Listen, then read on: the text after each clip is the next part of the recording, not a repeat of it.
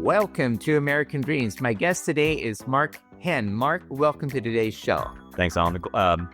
Pleasure to be here. Looking forward to it. So Marc, for the listeners, can you share about your background and how Harvest Financial Advisors came about? Sure. I appreciate the question. I've been in the financial services industry for 35 years. And, for me, what I saw was kind of a couple of black marks on the whole financial services industry. And one of the main ones was just this communication aspect and of how we're connected with our clients. How do we have that communication? How do we work together in moving forward on an overall plan that's more kind of holistic and being able to spend time with him to do that? That's something I really wanted to do. And what I experienced, I guess, in the industry was more of a transactional kind of mindset. Let's get this done. Let's once this is done, now we move on to the next client, things like that. And I didn't want that. I wanted the relationship aspect, which was the most important thing to me, because I love people. I love their stories. I love being involved in that. And so I just, the long and short of it was I had a lot of clients just tell me, look, why don't you just go start your own firm? We'll go with you.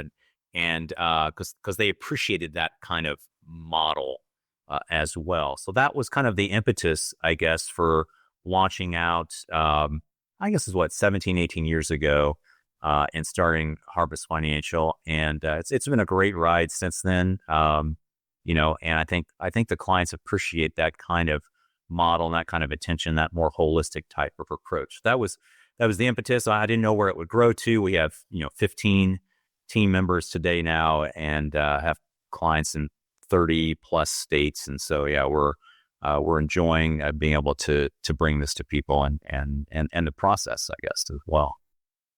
It takes a lot of courage to step out and do your own, do your own shingle, I guess, hanging out your own shingle. But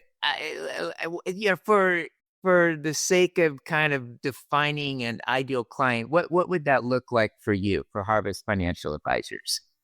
We kind of run the gamut of clients. We serve a lot of different clients, whether it be individuals or trusts or businesses, things like that. So we actually have two components to that. We have a wealth management component.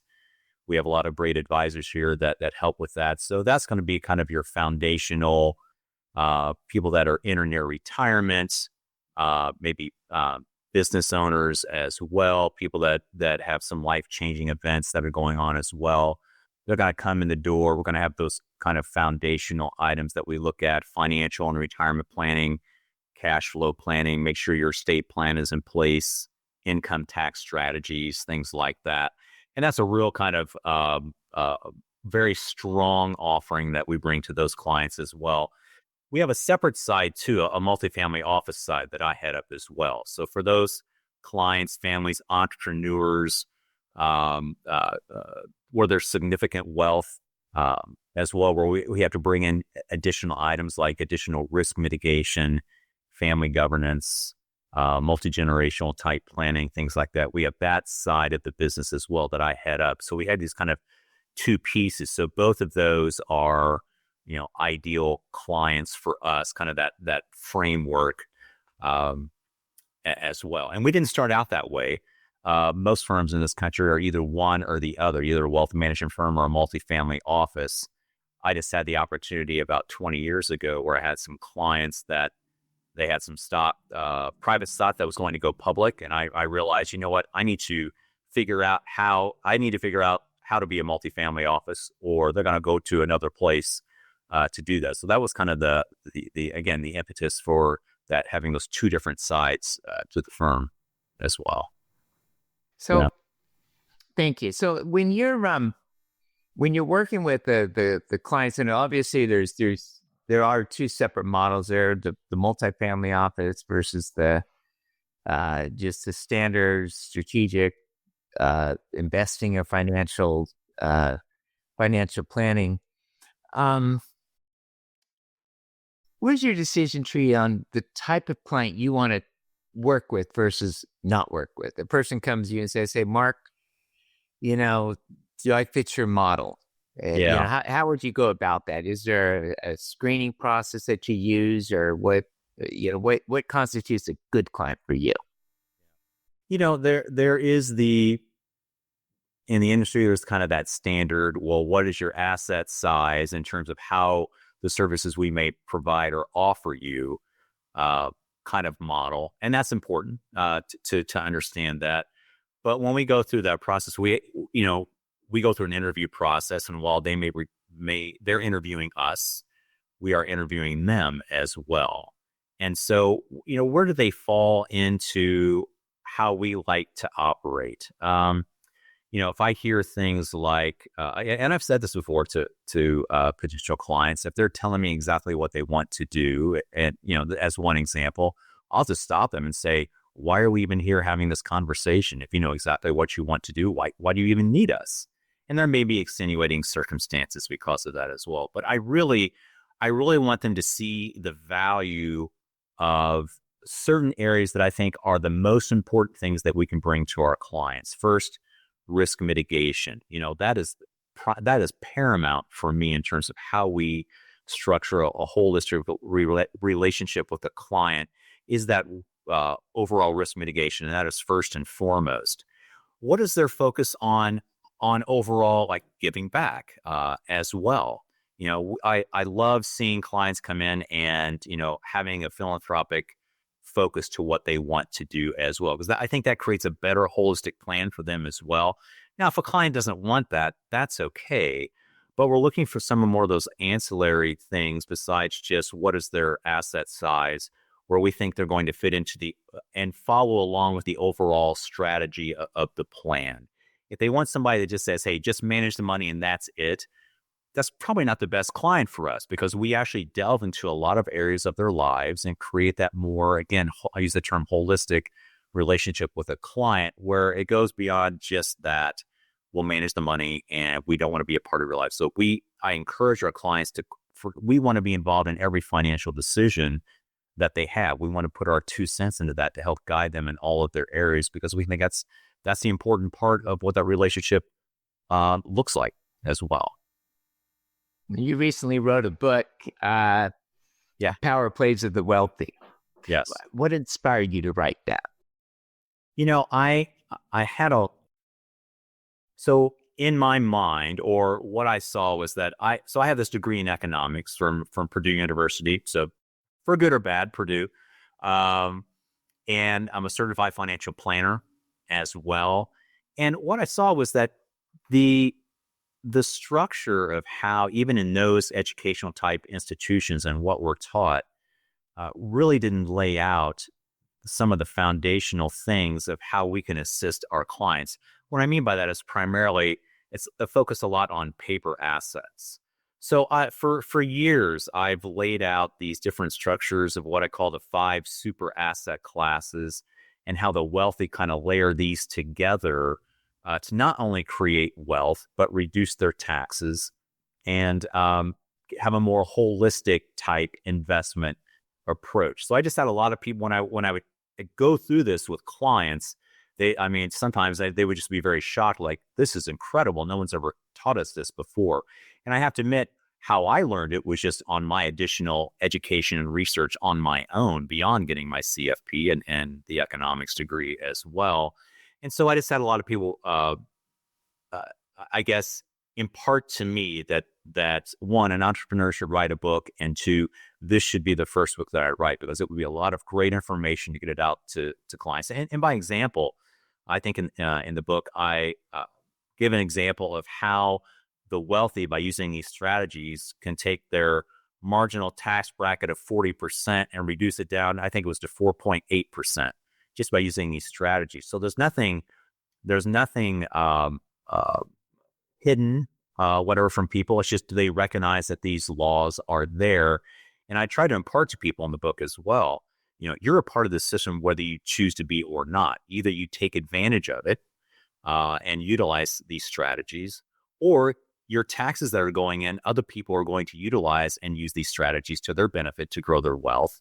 And you can choose not to be, you can choose not to engage or to engage, but either way, you are a part of this system. So my goal was to encourage people to take a more active role in looking at how these structures play out. And I'll just throw out there, these 5 super asset classes, looking at paper assets, other businesses as investments, oil and gas or energy investments, looking at gold and silver, as well as protective asset class, and then real estate also. So how they kind of layer these all together.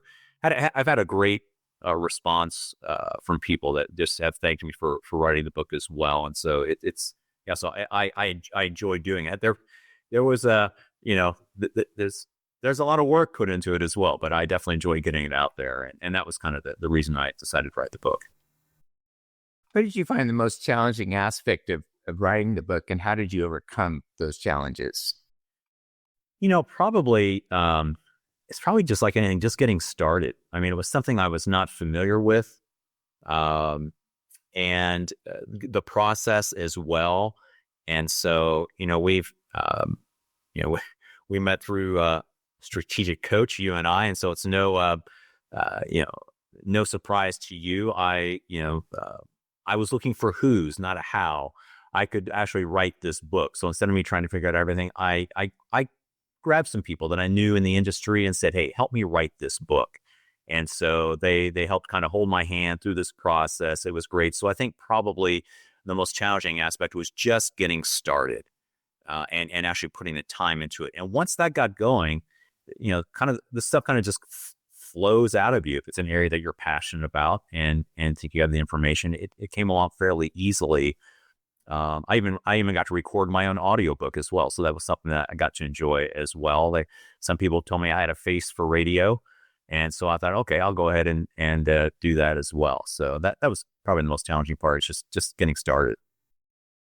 How do you hope your book will impact readers on a personal level beyond financial insights?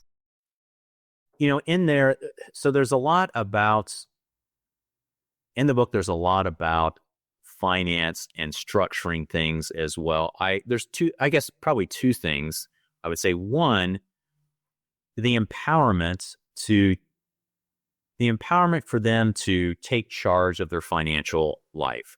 The book is written as an introduction to these areas to really empower people to go and research more. Now, you may choose not to, and that's fine, but that was the whole idea there, is to want to empower them.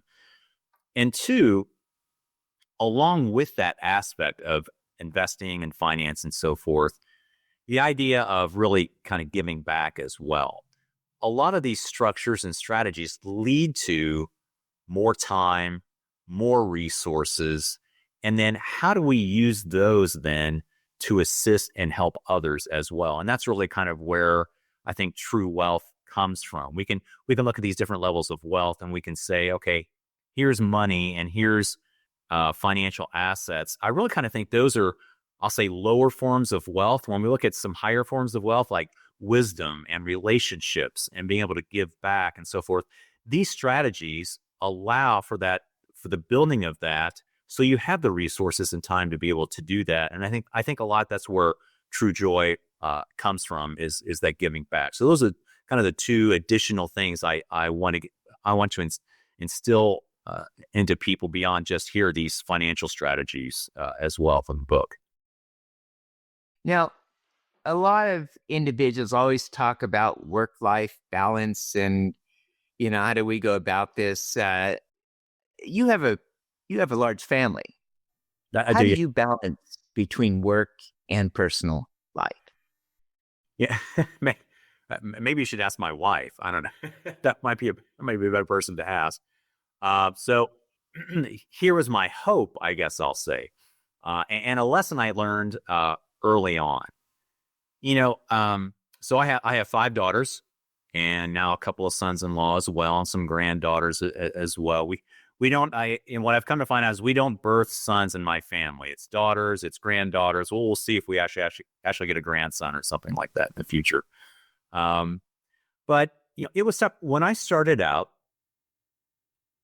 I thought to myself, those things that I really want to do, like spending time with my wife, spending time with my family, it was growing. Those would just naturally come along because it was something that that was really important to me.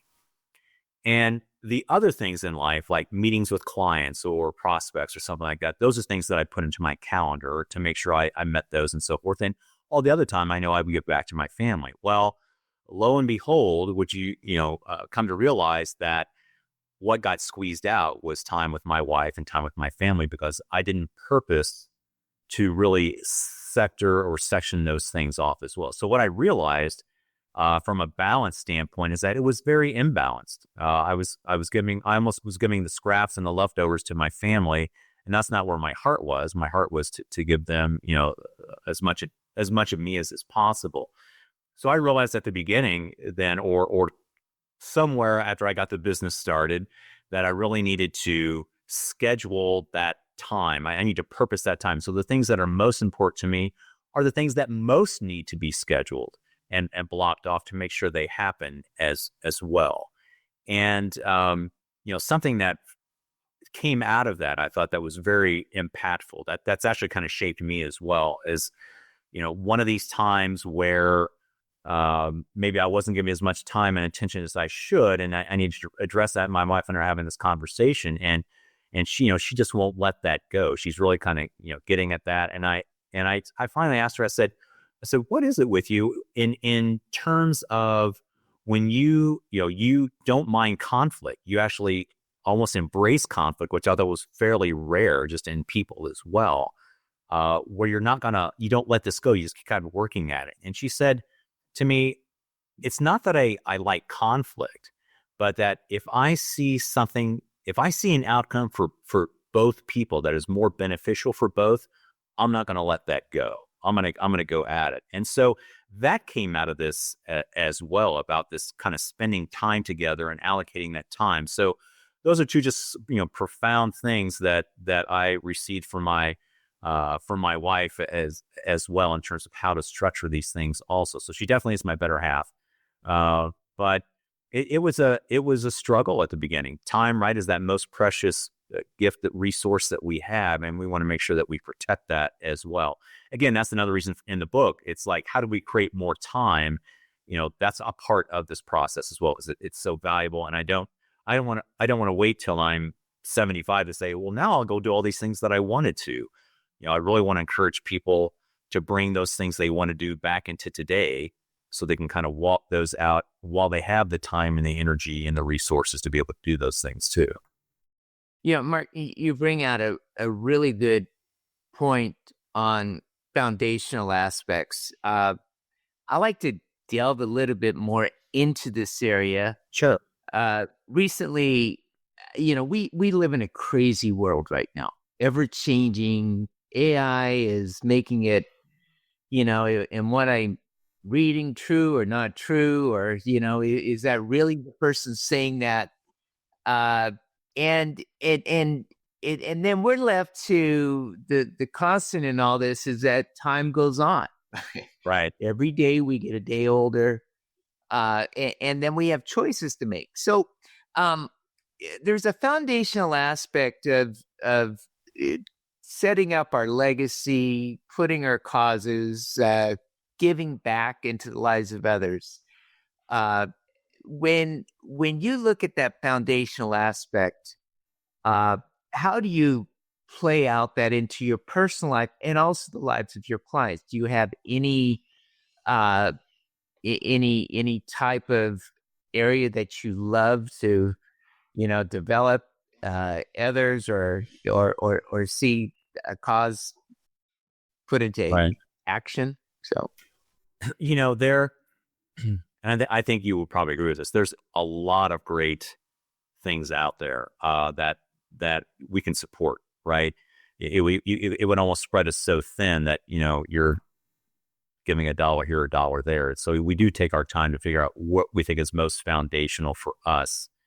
And I'll say personally, first of all, a lot of that came from having 5 daughters, and what I saw there, what was important to them as well.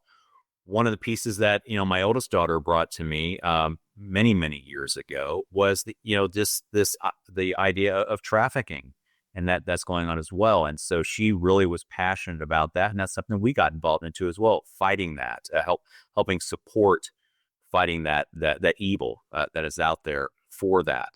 And then there are those community things as well. My faith is important to me, and so what are some of the causes that we may in our more locally want to get involved into to support as well, whether it be you know uh, hunger or housing or whatever in our community that we can help support also. And then carrying that over to our clients as well. The idea, wanting to make sure that our clients understand the power of giving, the first and the benefits they get as well from a financial standpoint, but then kind of also walk through with them some of the more overarching type benefits they get from giving back as well. And what we've seen in other people's lives is there are clients that have only been involved in charitable gifting or philanthropy just because of the tax breaks, and that's it.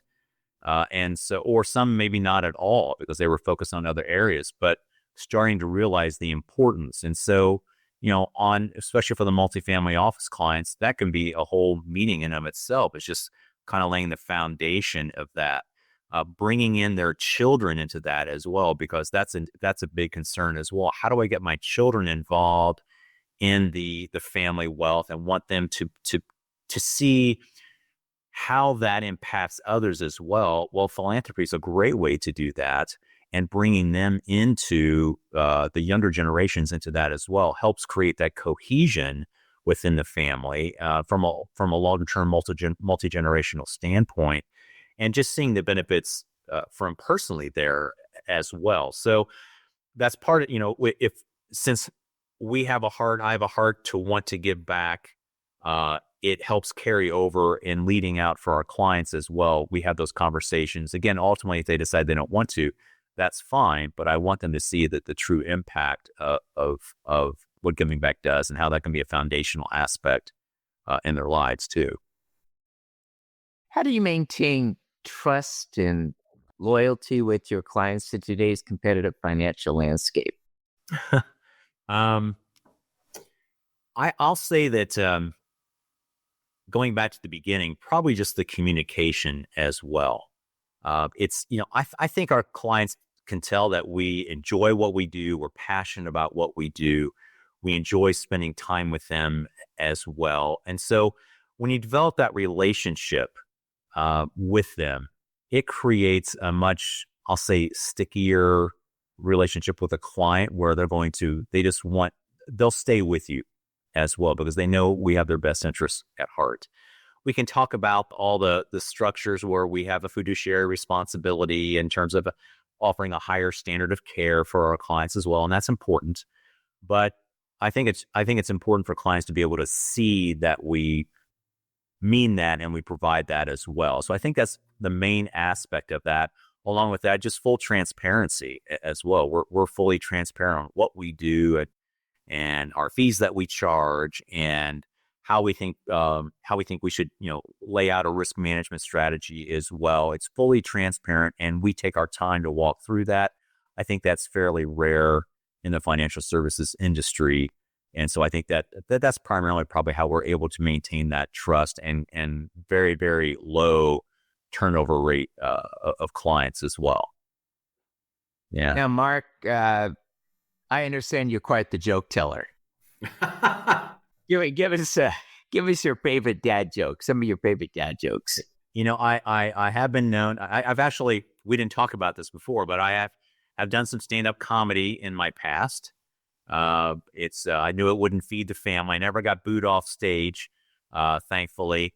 But I do like a good dad joke every now and then. So let's see, probably a good one is if somebody says, I'm head to the bank, your comment is, well, why? So they can show you a little interest. That's a good one. Of course, the ever popular, if one of my kids would say, I'm hungry. Oh, nice to meet you, hungry. I'm dad. That got old pretty quick, but I probably my all time favorite dad joke is, what did the grapes say when the elephant stepped on it? It didn't say anything. It just let out a little whine. So that's probably my favorite dad joke of all time. It, you know, it. I can tell if it's a good joke or not. I run them past my wife, right, and she finds that I'm the least funny of all people, and so that if she laughs, I know it's a good one. So it's or maybe because she's heard it so many times already. So Well, very good. But hey, Mark, if someone wanted to reach out for more information on Harvest Financial Advisors, how would they do that? There's a couple of ways. They can go to our website, harvestadvisors.com. Pretty simple there as well. They can reach out, direct phone number 513-779-3030. Again, 513-779-3030. And then they're welcome to email me directly too. It's just Marc, MARC, at harvestadvisors.com as well. Yeah. Well, Mark, it's been a pleasure having you here today on American Dreams. Pleasure as well. It's great talking to you.